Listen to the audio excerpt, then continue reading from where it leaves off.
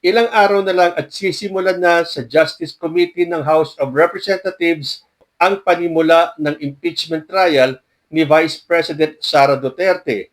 Kaya lang, ang tanong dyan, sisipot ba si Vice President Sara Duterte o pababayaan niya yung kanyang mga abogado ang mag-abogado para sa kanya? Sabi kasi ni Justice Committee Chair Jervil Jinky Beatrix Luistro that it should be the respondent herself presenting the evidence assisted by lawyers. Basahin ko po itong galing sa House of Representatives of the Philippines.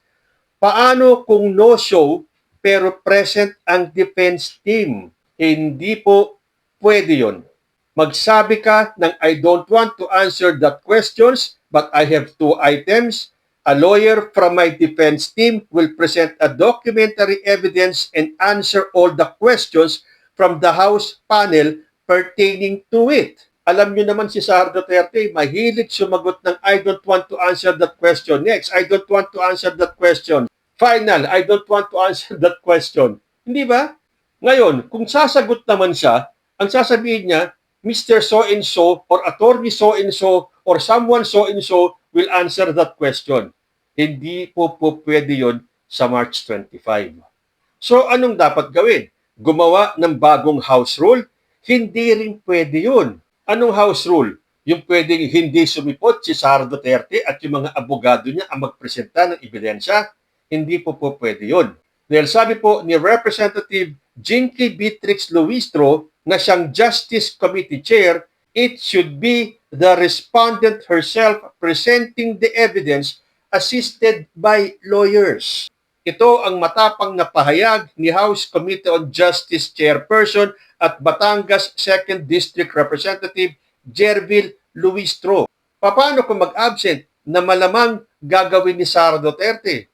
Dahil kilala na po natin si Sara Duterte kapag ganitong mga usapin na kailangan ipag-usapan o magdedebatihan o magdedeliberasyon, diyan po takot na takot si Sara Duterte. Dahil naririnig naman natin yung kanyang mga speeches, kahit na may script na, nagkakamali pa rin siya.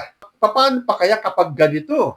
Walang script. Hindi pwedeng i-advance yung mga katanungan. Paanong sasagot si Sara Duterte doon? Kaya dyan po siya natatakot. Dinadaan niya lang tayo sa mga pahayag niya na akala mo ang tapang-tapang niya na I want a bloodbath. Ito na magsisimula na yung bloodbath at kailangan niyang patunayan na matapang siya. Hindi yung ang dami niyang sinasabi. Handa daw sila na harapin ng impeachment. Yung pala, ang dami-daming palusot. Hindi ba yung answer ad cotelum niya?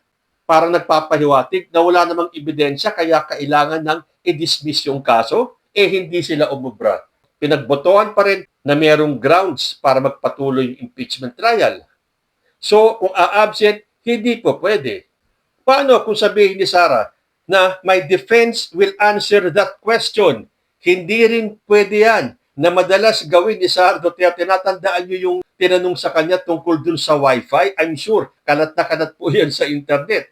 Nung tinanong si Sara Duterte kung alam ba niya yung project na free wifi, hindi ba para siya nag-loading? Hindi niya alam kung ano isasagot niya. Dinaan pa nila sa tawa-tawa. Anong ending? I will let Mr. So-and-so answer that question. Dito po, hindi po pwede yun. Bilang pinuno ng komite, pinatunayan ni Kong Luistro na walang pwedeng sumira sa proseso sa ilalim ng kanyang pagbabantay.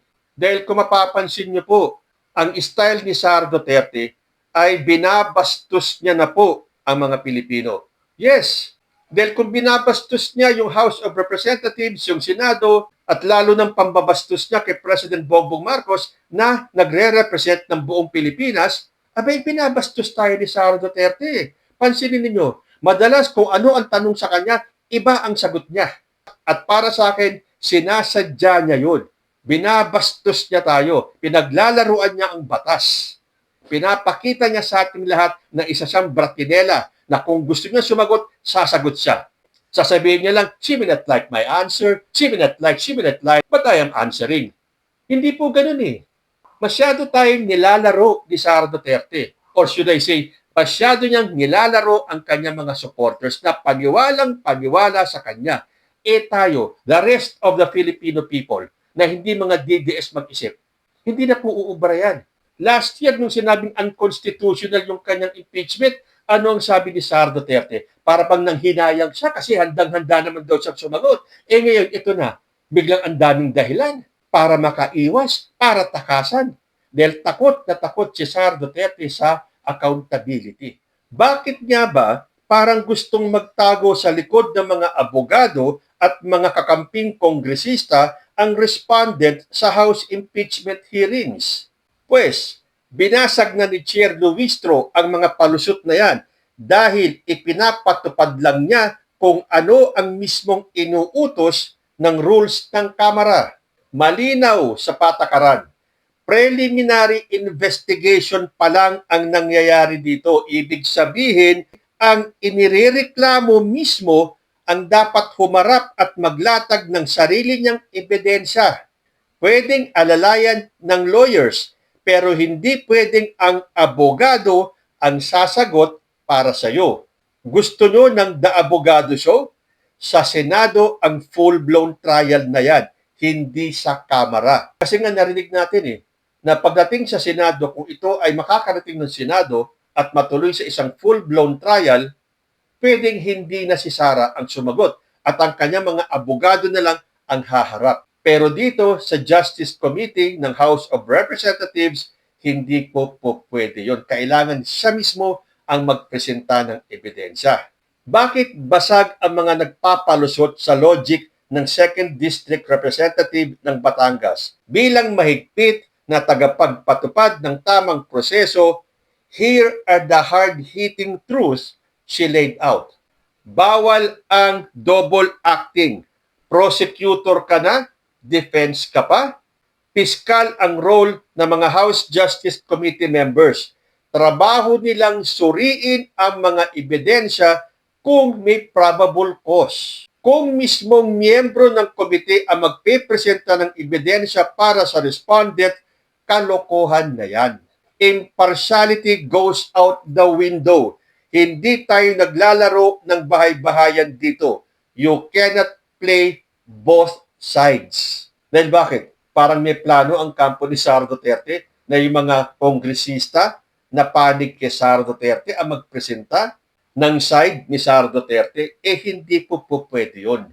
Sabi pa rito, accountability is personal. Huwag ipasa sa iba. Sabi nga ni Luistro, it is hard to conceive how a justice member will be aware of all the evidence of the respondent. Common sense. Paano malalaman ng isang mambabatas ang kabuuan ng depensa mo? Kaso mo yan. Ebidensya mo yan.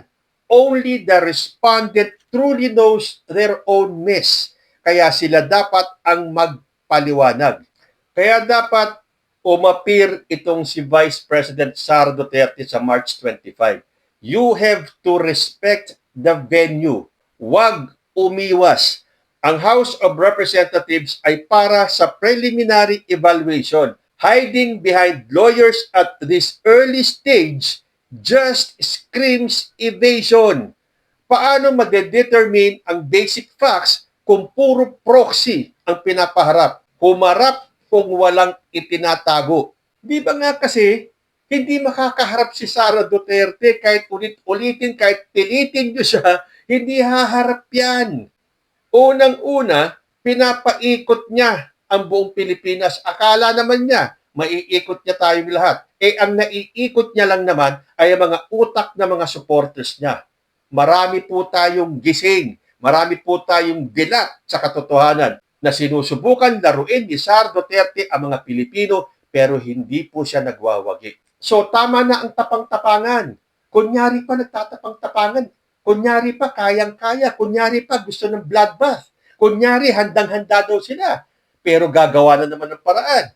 Mukhang idudulog na naman sa Supreme Court. O di ba?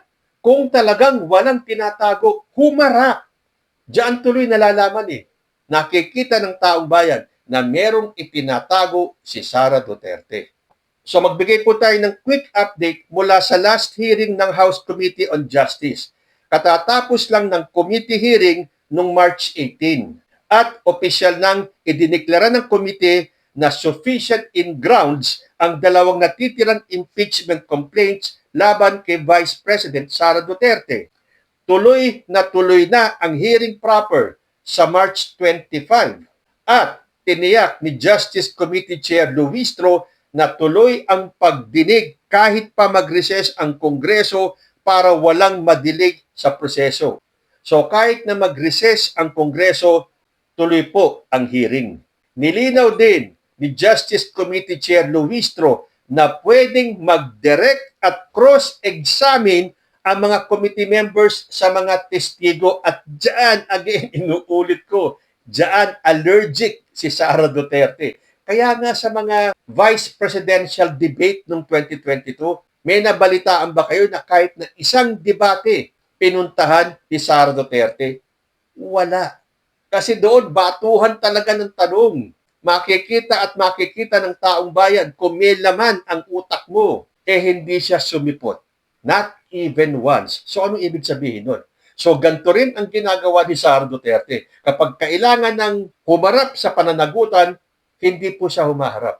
Kaya ewan ko na lang sa mga DDS kung paano nila natatanggap na ang kanilang poon ay takot sa pananagutan. Dito pala, pwedeng mag-direct at cross-examine ang mga committee members sa mga testigo. Maglalabasan po kasi ng kanya-kanyang testigo yan eh.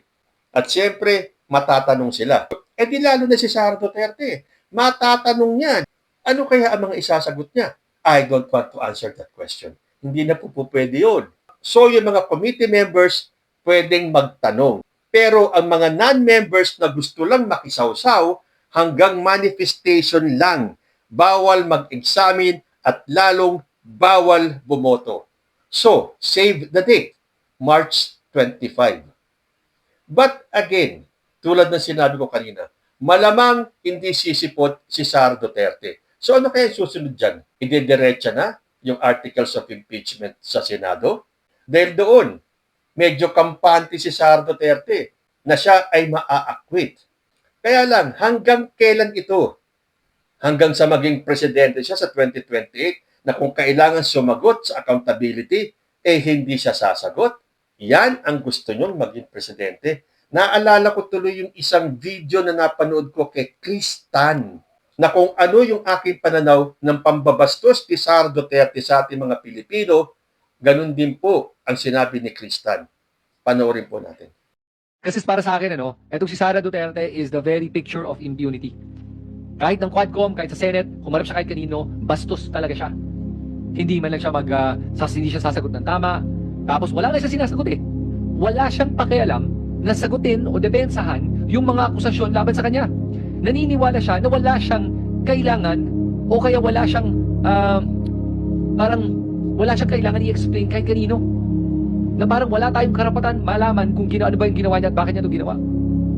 Alam mo, ganun kababa ang tingin niya sa mga supporters niya na alam niya na bulag na loyalty ang blind loyalty ang ginagawa ng kanyang mga supporters na hindi nila kailangan ng explanation at nga lang sila at sunod-sunuran na kay Sara Duterte. O di ba? Kung hindi nyo nakikita itong ginagawang pambabastos ni Sara Duterte sa Pilipinas, talagang sarado ang mga isip ninyo. Na kahit na pinaglalaroan na kayo ng leader nyong si Sara Duterte, ay okay lang sa inyo. Gising! Sabagay, dito, umatid man o hindi si Sara Duterte, mabubuklat po ang lahat ng gusto nating malaman. Again, sinasabi naman po ng House, ang gagawin pong mga hearing dito ay hindi naman magsasabing guilty itong si Sara Duterte. Ito po ang chance para makapagpaliwanag si Vice President Sara Duterte. So ang tanong, sisipot kaya si Vice President Sara Duterte sa March 25? Your guess is as good as mine. Kayo po, ano ang masasabi ninyo? Comment lang po down below and I will see you in my next video. Diyos te Agnina.